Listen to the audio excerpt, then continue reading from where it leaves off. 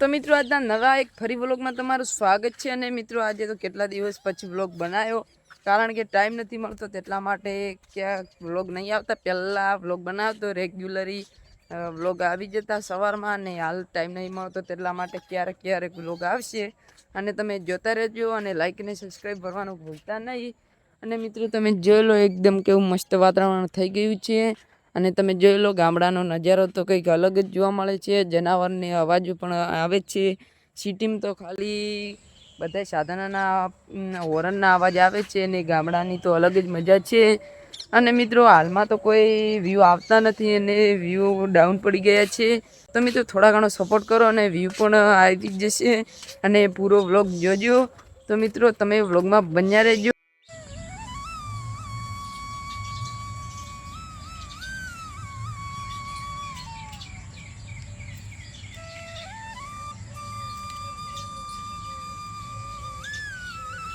તો મિત્રો અમારા ઘરે એક ઝાડ વાવેલું હતું શોભા માટે, તે કાપી નાખ્યું અને બારે ફેંકી દીધું હતું ઠેર ઘરની બારે। અને હું તમને બતાવું, તે આખું કાપી નાખ્યું તો પણ હાલ તમે જોઈ લો પડ્યું ઉગે છે, એનું નવું પત્તું પણ નીકળી ગયું છે। તો મિત્રો એ કેવી રીતે થયું, પણ તે આખું મૂળમાંથી કાપી નાખ્યું હતું। મૂળ હતું નહીં તેનું મૂળ પણ કાઢી નાખ્યું હતું, અને તો પણ મૂળ વગર પણ ઉગી ગયું। અને મિત્રો તે કેવી રીતે ઉગ્યું એ તો ખબર નહીં, પણ આ ઝાડનું મૂળ વગર ઉગી જાય છે। મિત્રો તમે જોઈ લો, પેલા છે મોર, અને 3 મોર હતા, તે પણ હાલ ક્યાંક લેબડા ઉપર ક્યાંક દાણા ચરવા ગયા છે। તો મિત્રો મોરને પણ મોટા મોટા પાંખડા હતા, ને તમે જોઈ લો તળાવ પણ આપણે પાણીનું ભરાઈ ગયું હતું। વરસાદ આવ્યો તો ત્યારે વાવાઝોડું આવ્યું હતું અમને ત્યારે। અને તમે જોઈ લો આ જરગાની ડાળ નીચે પડી ગઈ હતી, જ્યાં ગાય છે ત્યાં ખાય ત્યાં। તો મિત્રો બહુ અતિશય પવન હતો તેટલા માટે નીચે પડી ગઈ।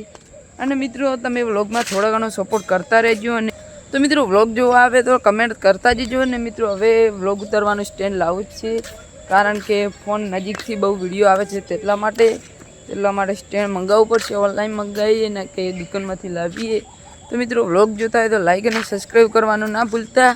તો મિત્રો આજના નાના મોટા વ્લોગમાં તો બસ આટલું જ। તો મિત્રો મળીશું બીજા વ્લોગમાં। બધાને જય માતાજી, જય દ્વારકાધીશ।